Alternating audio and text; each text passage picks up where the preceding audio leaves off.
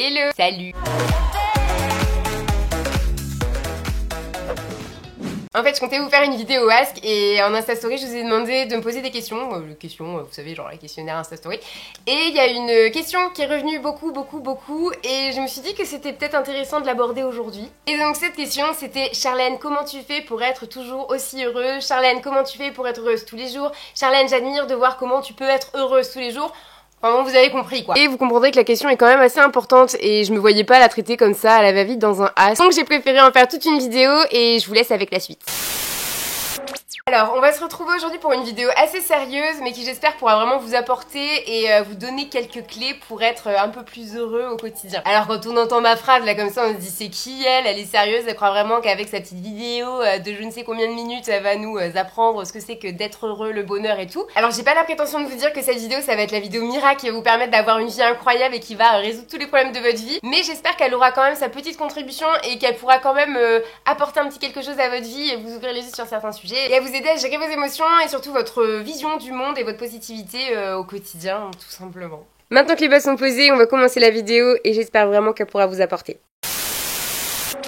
Beaucoup d'entre vous avaient cette idée de moi, enfin cette image de moi comme quoi je suis une personne tout le temps heureuse et qui n'a jamais de nuages sombres dans sa vie. Or c'est faux, je suis pas tout le temps heureuse, enfin il y a personne sur cette terre qui peut arriver, se mettre à cette table et dire je suis heureuse tous les jours que la vie m'offre, enfin non, comme tout le monde, genre j'ai mes coups de mou, je suis pas toujours bien non plus, je suis pas toujours heureuse, enfin c'est vraiment tout ce que je vous montre à travers des vidéos, mais quand je vais vous parler des emojis que je déteste et où je fais des blagues comme ça, quand je fais des vidéos sketch et tout,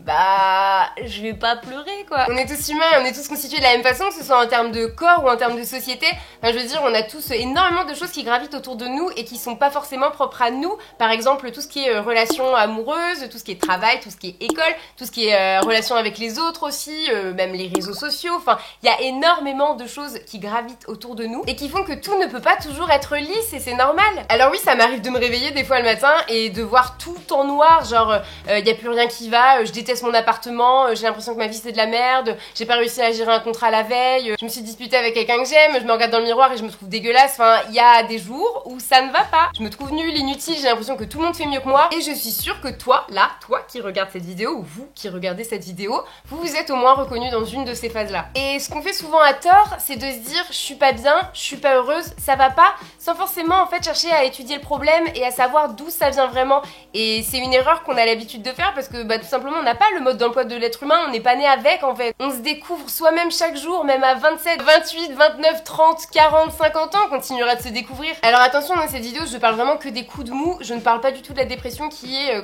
quelque chose qui n'a rien à voir avec ça et qui est vraiment une maladie qui est à considérer. Donc voilà, je parle vraiment des petits coups de mou. Cette vidéo n'est pas du tout applicable à des personnes qui souffriraient de dépression et c'est pas du tout une youtubeuse qu'il faudra aller voir pour se soigner par rapport à ça. C'est des médecins tout simplement. Encore une fois, ça n'a rien à voir. Donc votre check-up quand elle a son petit coup de mou, qu'est-ce qu'elle fait? Vous connaissez la phrase à chaque problème sa solution? Bah je crois que c'est une des phrases que j'utilise le plus dans ma vie, que ce soit pour moi ou que ce soit pour des amis. Et généralement, mais en tout cas moi c'est mon cas, un bad mood est dû à un problème ou à une accumulation de problèmes ou à quelque chose que nous on a personnellement et même peut-être inconsciemment déterminé comme étant un problème. Et quand on est dans ce bad mood, on n'a pas forcément envie de chercher à droite à gauche qu'est-ce qui se passe et tout, on n'est pas bien, donc on n'a pas forcément envie de se sortir de là. Enfin c'est pas qu'on n'a pas envie de se sortir de là, c'est qu'on n'a pas la motivation et on n'a pas la force de se sortir de là. Sauf que ça te fait tellement bien quand t'en sors et quand tu commences à vraiment tout revoir positivement et à te sentir bien et à être même fier de toi que vraiment ça en vaut la peine. Je suis désolée de me rapprocher depuis tout à l'heure mais j'ai le soleil qui est sur ma tête maintenant donc je suis désolée, j'ai pas trop le choix sinon vous me voyez comme ça. Alors déjà j'espère que cette première partie de vidéo vous a fait du bien, tout simplement de savoir que vous êtes pas seul et que ça arrive à tout le monde et que les coups de mou c'est propre à l'être humain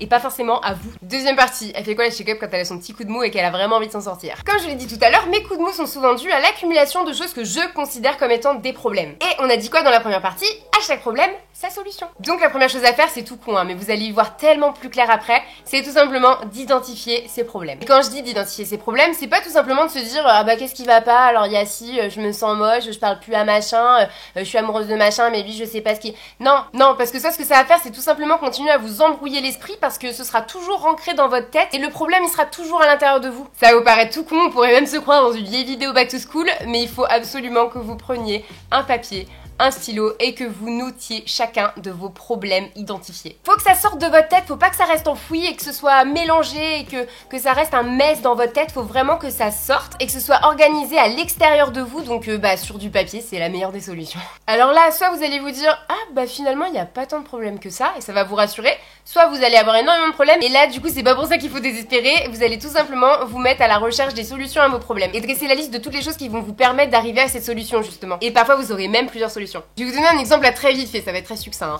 On va partir sur je me sens grosse.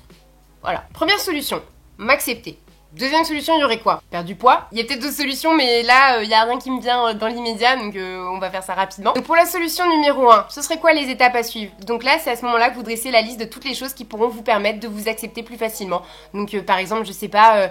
trouver une façon de vous habiller qui met vos formes à valeur et qui vous font vous trouver plus beau, plus joli. Numéro 2, arrêtez de se comparer aux autres, arrêtez de regarder les réseaux sociaux, de penser que les gens sont tous parfaits et n'abusent pas de Facetune et compagnie. Solution numéro 3, je sais pas, faire un shooting qui pourrait vraiment vous mettre en valeur, un shooting habillé, en sous-vêtements, que sais-je, faire un shooting dans lequel vous allez pouvoir réaliser à quel point vous êtes jolie et que vous rendez bien à l'image. Ah, attention, je parle d'un shooting pour vous, je vous dis pas de vous afficher à poil sur les réseaux sociaux non plus, mais vraiment genre faire un shooting pour avoir conscience de votre image et peut-être même pour pouvoir mieux l'accepter. Bref, voilà, j'imagine que si c'est l'un de vos problèmes, vous allez avoir une liste plus complète que la mienne et si vous penchez vraiment sur le sujet, vous risquez vraiment de trouver pas mal de choses par rapport à l'acceptation de soi et de son corps. Bon courage à vous, je vous fais confiance. Et ensuite vous avez la deuxième solution qui était perdre du poids et donc là vous allez avoir pas mal de choses devant vous. Vous allez avoir faire du sport, vous allez avoir manger mieux, arrêter de boire de l'alcool en soirée, enfin manger mieux ça rentre dans le même la même case, mais par exemple dans manger mieux, vous pouvez aussi vous faire des sous-catégories qui vont vous permettre de cibler un petit peu plus votre façon de manger et votre alimentation tout simplement. En gros, la démarche dont je vous parle depuis tout à l'heure, c'est de décortiquer au maximum son problème, de le décortiquer petit à petit pour pouvoir l'attaquer plus facilement et pour pouvoir trouver vraiment les points sensibles de votre problème. Parce que oui, un problème a ses points sensibles. Donc voilà, quand vous allez pas bien, je ne peux que vous conseiller d'analyser vos problèmes et d'essayer de les résoudre parce que c'est trop bête de se sentir mal et de dire que c'est une fatalité et de pas chercher à en sortir alors que quand c'est juste un petit coup de mou, on peut en sortir, on peut se sentir mieux, il suffit juste d'analyser ses soucis, de décortiquer ses soucis et d'y trouver des solutions tout simplement parce que à chaque problème sa solution. Alors parfois les solutions mettent du temps à arriver, par exemple pour la perte de poids, tu perds pas du poids du jour au lendemain, donc c'est tout un processus qu'il va falloir mettre en place pour aller mieux et pour vraiment atteindre cette solution, la solution à ce problème là. Pareil pour par exemple quand on sort d'une rupture, la douleur elle est toujours là et la douleur de toute façon elle s'estompe avec le temps et même si au plus profond de nous on a l'impression que au moment où on ressent cette douleur là, elle sera présente tout au long de notre vie, elle est tellement dure qu'elle est invivable. Le temps efface toujours les choses petit à petit et ce sera toujours avec le temps que vos problèmes se résolveront au mieux. Enfin voilà, cette vidéo pour vous dire que être heureux c'est avant tout un travail sur soi-même et ça ne tombe pas tout cuit dans le bec. Donc quand vous avez l'impression que des gens sont heureux, c'est parce qu'ils travaillent aussi pour l'être. Alors bien sûr, il y a des gens qui vont être plus sujets à ça que d'autres, qui vont être plus sujets à avoir des bad moods que d'autres. Il y a des gens qui seront plus facilement sensibles aux choses positives et qui vont être heureux plus facilement, mais tout le monde passe par ces petites passes de bad et de mauvais mood parce que comme je vous disais au début, il y a tellement de choses qui gravitent autour de nous qu'il n'est pas toujours de notre ressort de créer nos propres émotions. Donc voilà, petit coup de mou, on prend son papier et son stylo, on trace la liste de ses problèmes et on essaie de résoudre tout ça et après je dis pas que ça marchera pour tout le monde, que ça marche du jour au lendemain, que c'est facile, non pas du tout, mais c'est les choses que moi j'applique au quotidien et qui fonctionnent très très bien sur moi, vraiment très très bien. Si un matin je me réveille en me disant que ce que je fais c'est nul, que je sers à rien dans la vie, je vais vraiment réellement le faire, je vais prendre mon papier, je vais prendre mon stylo et je vais faire un brainstorming sur tout ce qu'il faudrait que je fasse pour aller mieux et pour me sentir plus utile et puis même pour me convaincre moi-même, mais si t'es utile, regarde Charlène, t'as fait ça a aidé machin, t'as fait ça, c'était... En fait, faut vraiment sortir ces idées de sa tête parce que dans la tête d'un être humain, je crois que c'est souvent le gros bordel et le fait de pouvoir ressortir tout ça, ça nous allège beaucoup le cerveau mine de rien. Puis tout ordonner et tout classer, ça a quelque chose de très rassurant aussi. En fait, le fait de pouvoir poser des mots sur certaines émotions, ça fait du bien et ça rassure et moi d'organiser mes idées, même aujourd'hui d'organiser mes plannings, mes journées, tout ça, ça m'aide à me rassurer, ça me rassure en fait, plutôt que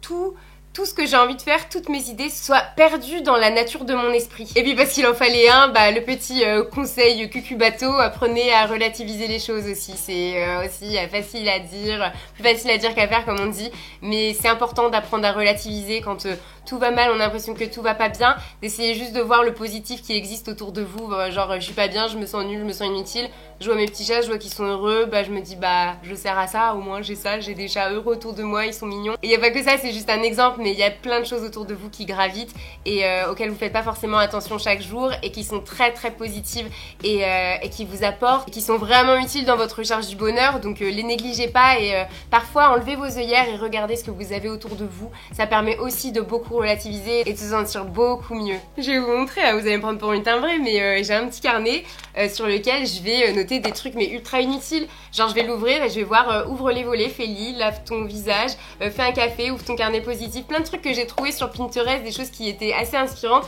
et je note en fait ça. Le petit déjeuner c'est sacré, donc là je me donne plein d'idées de petits déjeuners que j'aime bien manger, que j'aime bien faire le matin. Là-dedans j'ai mis quoi? Je sais pas, je trouve ça cool d'avoir un carnet positif dans lequel vous notez absolument tout. J'ai même des idées de vidéos,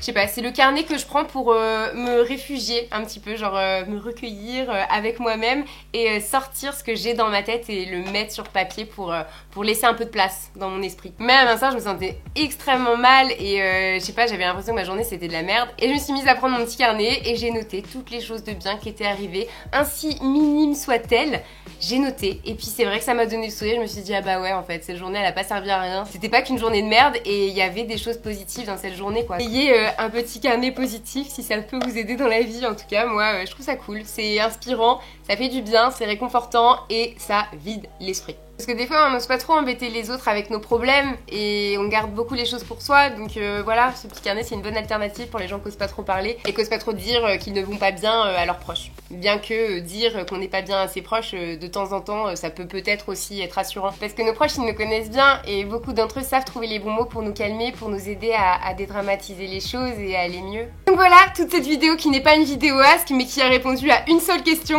du questionnaire que j'ai fait sur Insta Story et qui était: Charlène, comment tu fais pour être toujours heureuse? Eh bien, je ne suis pas toujours heureuse, mais quand je ne le suis pas, j'y travaille et je vous ai donné toutes les solutions que j'applique au quotidien pour me sentir mieux, pour me sentir bien et pour réaliser que merde, on n'a qu'une vie, il faut en profiter, qu'on n'a pas tous la chance d'être là, genre on sait pas pourquoi on est là, comment ça se fait qu'on est tombé ici, pourquoi c'est nous, enfin il y a plein de questions qui se posent comme ça. Et quand on pense à la grandeur du monde, à la grandeur du temps, bah c'est court, c'est ultra court et c'est pour ça qu'il faut en profiter pour faire les plus belles choses et rendre notre vie aussi belle que possible et ça passe en priorité par nous et par prendre soin de nous. Il faut considérer ça comme une chance, c'est dingue. Vous imaginez les gens qui sont pas nés et qui naîtront jamais, bah ils naîtront pas et ils auront pas ce que nous on a, ils vivront pas ce que nous on vit. Je sais pas, je trouve ça dingue. La vie c'est énorme, c'est énormément de choses, il y a des bons moments, il y a des mauvais moments, mais faut jamais oublier qu'une seconde de passé c'est une seconde de perdu et qu'on retrouvera plus jamais en fait. Et chaque seconde qui passe, c'est du temps de perdu sur sa vie et sur